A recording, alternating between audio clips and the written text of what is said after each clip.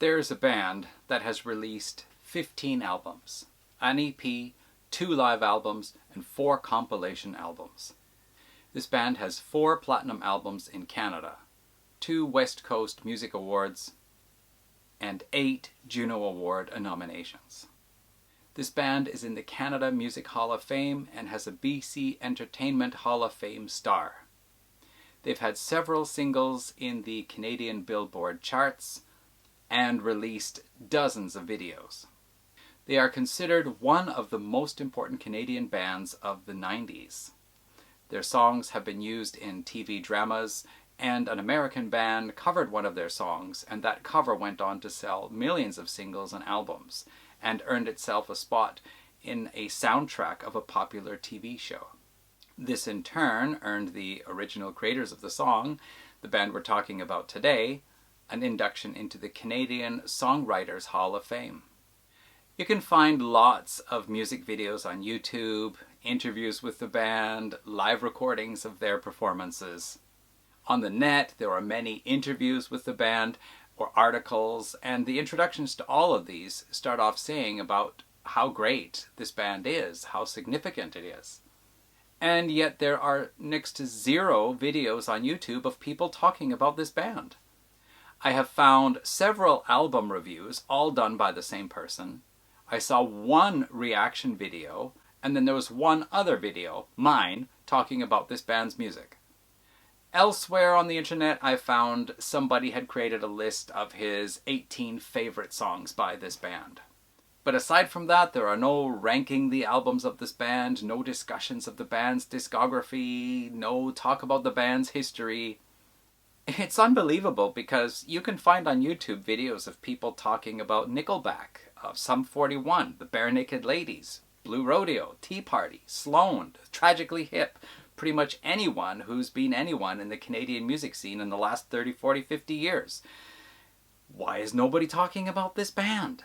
Maybe it just requires some really deep mining of YouTube or Rate Your Music before you can find anything. The band I'm talking about, of course, is 5440, and so today I'm going to rectify the problem here of there not being enough videos, and I'm going to do a video taking you through the history of the band. This promises to be a long video, so you might want to grab a drink and a snack before you settle in to watch this. And by the way, this video here is on the history of 5440. I will be doing a separate video after this where I will review the band's discography and explain a little bit about each of the albums. Alright, so let's go! And if she dares to dream, make it true. Lies to me, lies to me.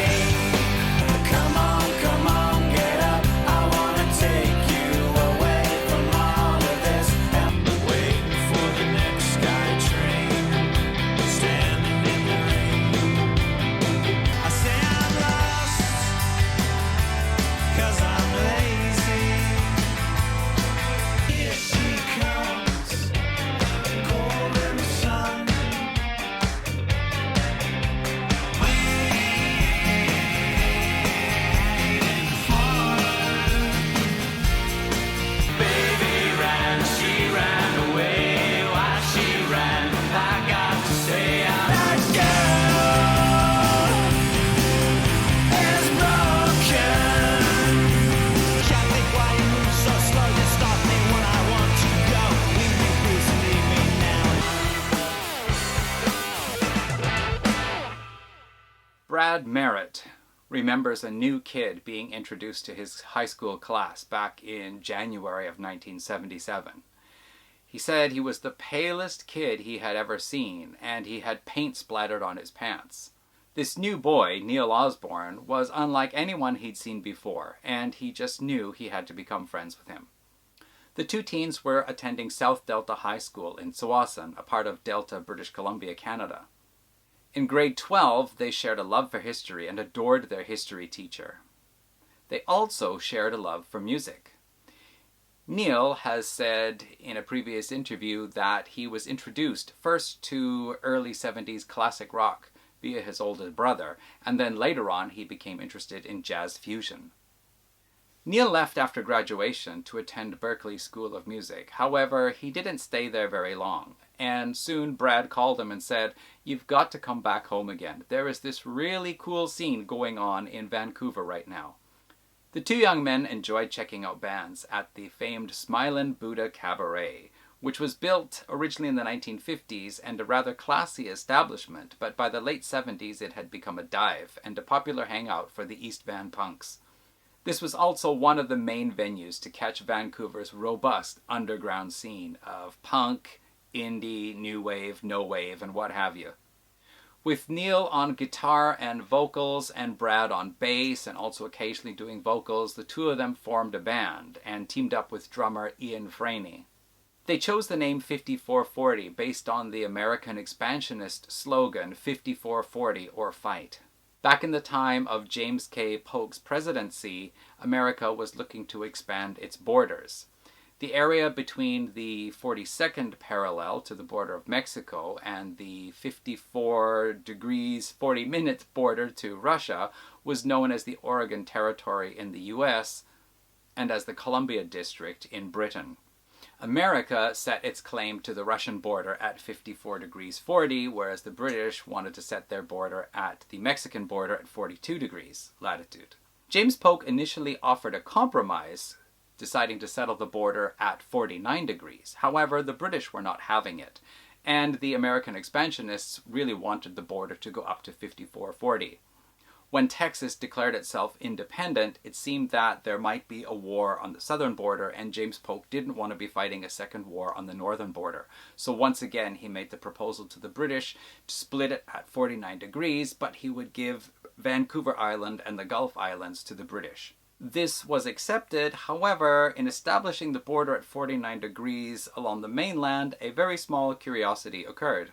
The southern point of Tsawwassen was actually just south of 49 degrees latitude and ended up on the American side. This is known as Point Roberts. It's Neil and Brad's love of history and the fact that they lived right next to the border of this American exclave known as Point Roberts that led them to choose the name 5440 for the band, as in 5440 or fight. They played their first gig in Coquitlam, in the city of Coquitlam, on December 8, 1980, the night that John Lennon was shot. And they played their first gig at the Smilin' Buddha Cabaret on New Year's Eve of 1980. In 1981, they signed to Moda Mew Records, that's Modern Dance Music Records, and they recorded 4 singles to go on a compilation called Things Are Still Coming Ashore. This also included 4 tracks by Animal Slaves and 4 tracks by Junko Run. This album has only been released on vinyl and there has never been any re-release. Phil Comparelli joined the band in 1982 and they recorded a 5-song EP called Selection on the Moda Mew label. During the recordings, drummer Ian Franey became frustrated with the time spent in the studio and the time spent away from the stage, and after the recordings he decided to leave the band. Daryl Neudorf became the new drummer. There is a video of the band performing a song called Jamming with Lawrence live on stage in 1982 as a 4-piece band. It's pretty cool to see the band so young with short hair and Neil Osborne playing guitar with no shirt on. I'll put a link to the video in the description, as well as I will add links to some of their other videos too. The band's debut album, Set the Fire, was recorded in 1983 and released on Moda Mew in 1984. During the recording sessions for the next album, Daryl Neudorf decided he would also quit the band. So the album was finished off with Matt Johnson playing the drums. Now we had the core lineup that would stay together for the next 17 years, with Neil Osborne, guitar and vocals, Phil Comparelli on guitars, trumpets, backing vocals, and occasional lead vocals, Brad Merritt on bass and backing vocals, and Matt Johnson on drums. This lineup would stay together up until 2003-2004. Although The Sophomore was originally intended to be another indie release, the band got noticed by Warner Reprise and they got signed to the label. It was titled simply 5440 and issued with a plain green cover, earning it the sobriquet of The Green Album. 2 singles were released, Take My Hand, backed with I Go Blind, and Baby Ran. The songs received a fair bit of airplay on college radio in the US. The band wanted to release I Go Blind as their third single, but Warner Reprise said 2 singles were enough for this album, and so I Go Blind was only released in Canada as a single, where it did rather well on the charts. On tour in Washington, D.C. for this album, 5440 encountered a band from South Carolina that said they were mostly a covers band, and they really liked this album, and part of their cover set included 3 songs from this album, including I Go Blind, plus 1 other song from another 5440 album. Some 10 years later, that South Carolina band recorded a cover of I Go Blind and released it as a single. The Hootie and the Blowfish cover went on to sell millions of copies and was later on included on the soundtrack for the popular TV show Friends. 5440 made enough money in royalties from this song that they were able to afford to build their own studio. Neil, Brad, and Matt have said in interviews that when they first heard that a band had covered one of their songs, they didn't really think anything particular of it. They later toured with Hootie and the Blowfish, and on opening night of the tour, which was opening night was in Ottawa, the bands met and discussed who was going to play I Go Blind. Now 5440 said to Hootie and the Blowfish, "It's your single right now, it's on the charts, so you guys play it." But Hootie and the Blowfish said, "Okay, but on the first night, opening night, you guys get to play the song." Now 5440 were opening for Hootie and the Blowfish, and they went on stage and began to play I Go Blind. Well, Hootie and the Blowfish's tour manager was not aware of this arrangement, nor was he even aware that it was originally a 5440 song. So he became really upset and tried to get 5440 pulled off the stage for playing his band's hit single. 5440 followed their successful second album with 2 more releases in the 1980s. Show Me in 1987, which had the hit singles One Day in Your Life and One Gun, and Fight for Love in 1989. Show Me was recorded in Los Angeles, and during the recording of the album, Neil and Phil returned to Canada to record a video for I Go Blind. Regarding Show Me, Neil has said that he felt the album was overproduced. The Globe and Mail described the album as a combination of Neil Young and The Cult. The Toronto Star called the album punk music gone soft around the edges. And the Gazette said it had a confrontational sound couched in dreamlike atmospherics. Fight for Love was praised in various periodicals, including the ones mentioned above. The Washington Post said the album was Vancouver's entry in the REM sweepstakes. The track Miss You is probably the best known track. On this album, the band used a mellotron which had been previously used by King Crimson and was lent to them by Bob Rock. It's interesting to note how their 80s albums uses very little synthesizer, but instead uses a lot of trumpet, and this is thanks to Phil Comparelli, who, as I said before, also plays the trumpet. This album here was co-produced by Dave Ogilvy of Skinny Puppy. Some songs were inspired by Neil Osborne's wife's drawings of Don Quixote. A track called Don Quixote was recorded during the sessions, but was not included on the album. 5440 finished the 80s in Canada with a fair bit of success, but failed to make it past American college radio in the United States. Warner Reprise dropped the band and issued a compilation called Sweeter Things, a Compilation.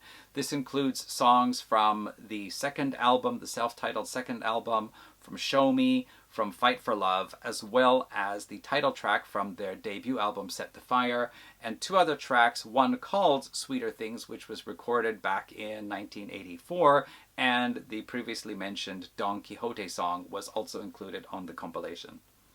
With the grunge scene beginning in the 90s, 5440 changed their sound to more of a hard alternative rock or maybe grungy sound. And they moved on to the Columbia label and released their next album, Dear Dear, in 1992. It was produced by Don Smith, and there were 5 singles including Sheila and Nice to Love You. The running time on the display on CD players would show 54 minutes and 40 seconds.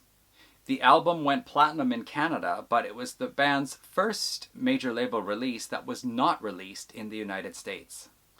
The band went back to producer Don Smith for the next album, Smilin' Buddha Cabaret, but according to Neil Osborne, Don was not at his best. The result was that only 5 of the songs were finalized in their production, and the rest of the songs on the album were the demo versions, including the hit song Ocean Pearl. The version on this album here was also one of those demos.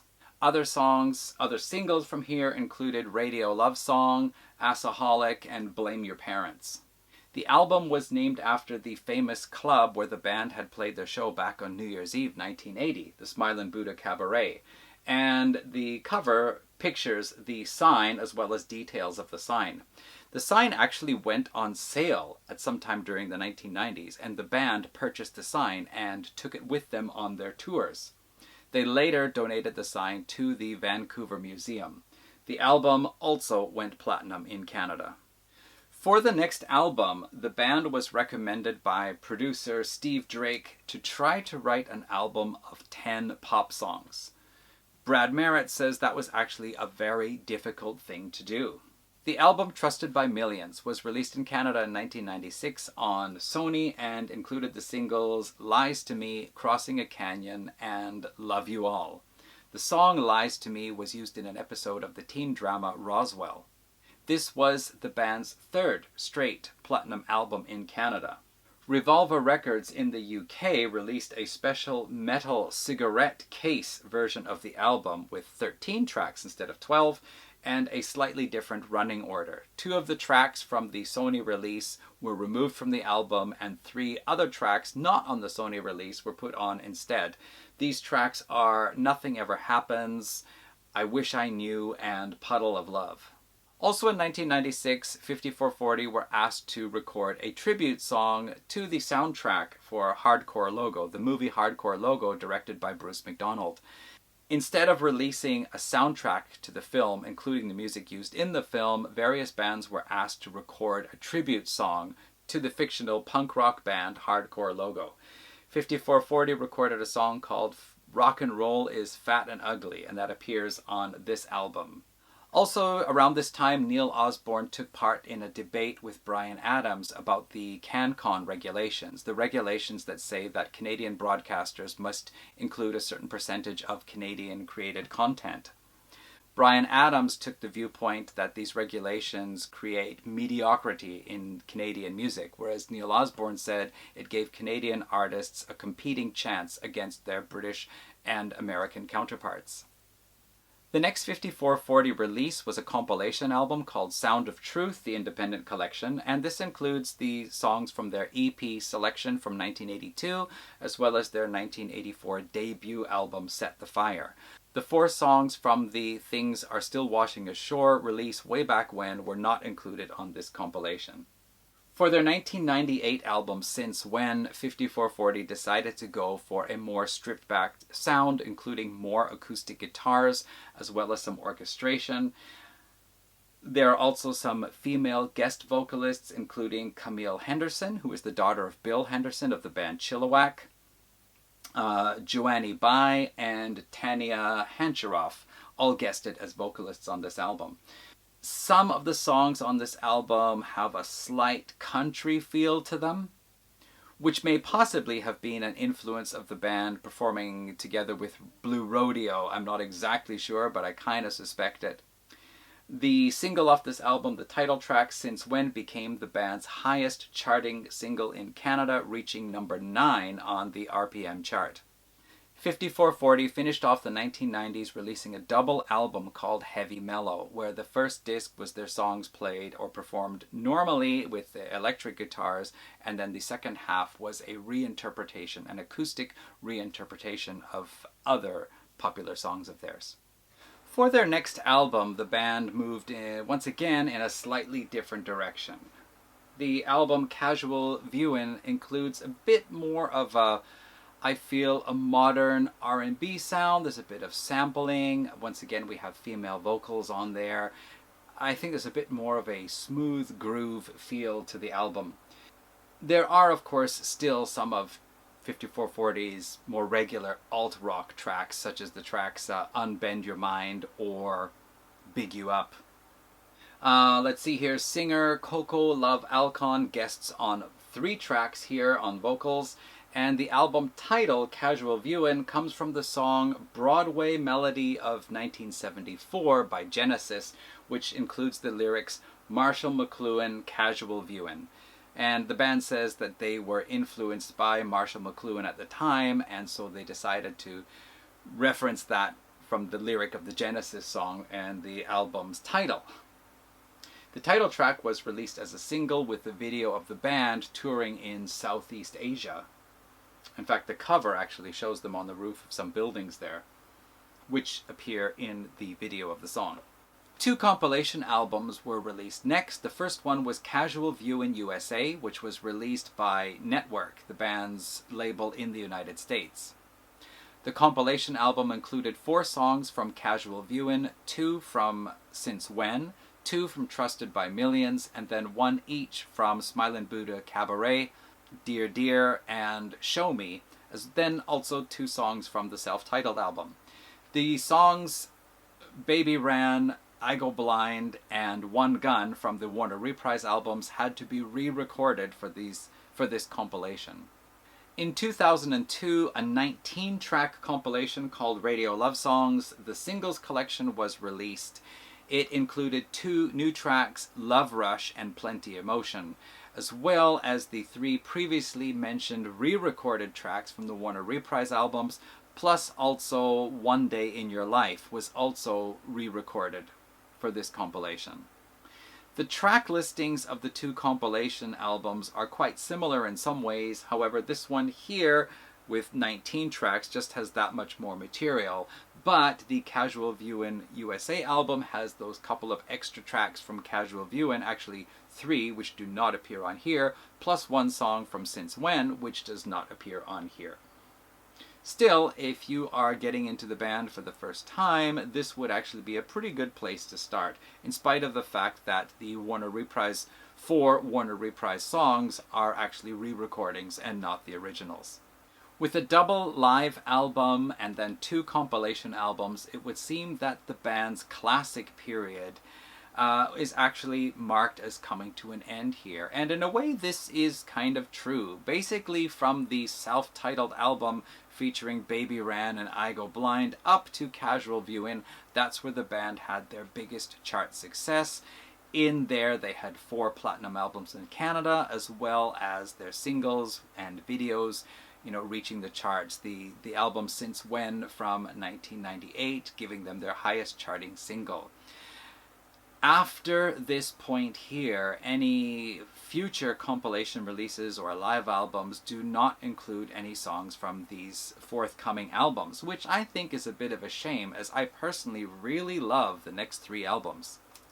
So 2003 saw the first album of original material since 2000, and this is called Goodbye Flatland. It was released on June 17th, 2003. And this album is more of an alternative rock album with some very strong melodies in the songs. So a little bit more like their mid-90s material or some of the more alt-rock stylings of their last 2 albums from the 1990s. But the countrification that appeared a little bit on Since When and the kind of smooth groove sound that appeared on some tracks on Casual Viewing are absent from this album. And as I said, actually, I think this is a very strong album. I'll discuss it more in the next video. This was the final album with longtime member Phil Comparelli, who was a co-songwriter, backing vocalist, on occasion lead vocalist, and also played guitar and trumpet. He first stepped aside during the touring of this album, and stepping in for him was guitarist Dave Genn, who had previously played with the Matthew Good Band. And then finally, after the tour, Phil decided to retire from music altogether.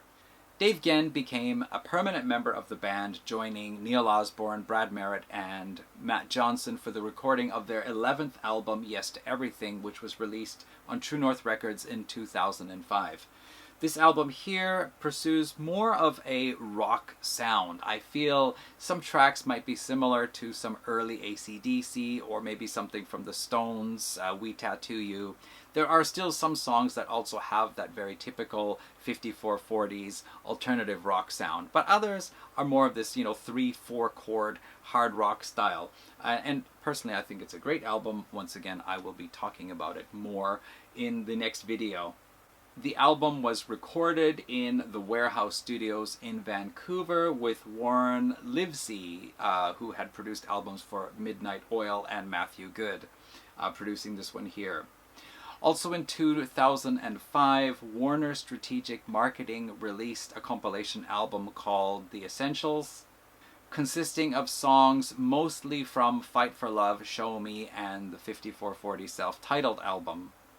Particularly emphasis with the Fight for Love. I think there were 5 tracks from that album featured on the Essentials compilation.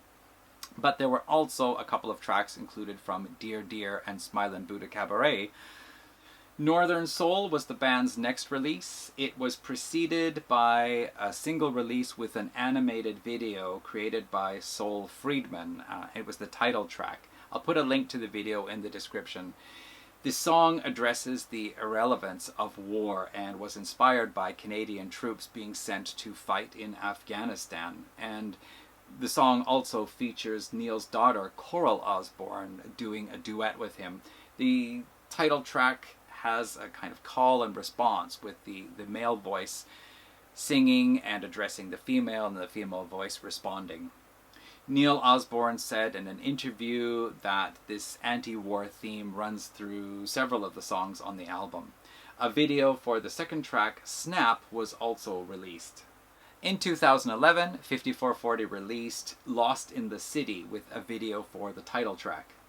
Neil's brother Dave Osborne, who had participated in many of the recording sessions and as well during some of the live performances and tours, became a full-time official member of the band in 2015. Also in 2014, the band released a new single called The Waiting. In 2016, the band re-recorded a lot of their hits for an album called La Différence, A History Unplugged. Inspiration for this idea began when Dave Osborne began playing a version of Crossing a Canyon from Trusted by Millions on the piano. And this piano version was included in the set list during the tour for Lost in the City. But the band began thinking, like, what other of our classic songs could be reworked into an acoustic piece? And that is how they came up with the decision to re-record a lot of their songs as acoustic renderings for La Différence, A History Unplugged. In 2017, 2 more singles were released, Keep On Walking and Sucker for Your Love, and then in 2018, Keep On Walking was released. This album here sees the band mellowing a little bit and as well exploring, again, some different directions for their music, but they still do have some pretty cool up-tempo songs as well. With the COVID pandemic, the band's activities slowed down. However, they did release an album, a live album called Live at the El Macombo in 2003. And then in November of 2003, they released their 15th studio album called West Coast Band. This album was a different direction for the band. First of all, the album is about the band 5440, so in that way it is a concept album. There is a song for each of the 5 members, including Dave Osborne, as well as a song for their road manager, a song for the road crew, and a song detailing their experience with AR guys and club managers and, of course, the fans. There are also some songs telling of incidents, famous incidents that happened during their career, or at least memorable incidents anyway. It was a different direction because the songs are very literal and they tell a story exactly as it happened, as opposed to writing something with a little deeper meaning or interpretive type lyrics. As well, the musical approach on here was quite different from anything they've done before. For example, the final track options includes a flute solo in one part. Some songs have more brass, there's more of a groove and smoothness. it sounds like the band is really doing something different. And in fact, during an interview, one of the members said that if the story of 5440 were a Broadway musical, this would be the soundtrack for it. In an interview I saw online, the members were talking about what their next album would be like, and it was said that this was a one-off thing, that the next album would not be like this, but someone joked, "Oh, I thought we were doing a part 2, West Coast Band Part 2. Neil Osborne said, "How about doing an instrumental to give the vocalist a break?" But it seems that the band are considering or have already begun working on their next album, which, who knows, maybe we might see in 2025. Anyway, that concludes my telling of the history of the band 5440. And in my next video, I will explain a little bit more in detail about each of the albums, what the singles are, what the albums sound like, and what some of my personal favorite tracks are. So thank you so much for watching. If you want to leave any comments about 5440, please do so. Once more, I will be leaving some links to some of the videos in the description for this video as well. I will do the same in the next video. Thanks again for watching, everyone. We'll see you for the next one. Take care and bye.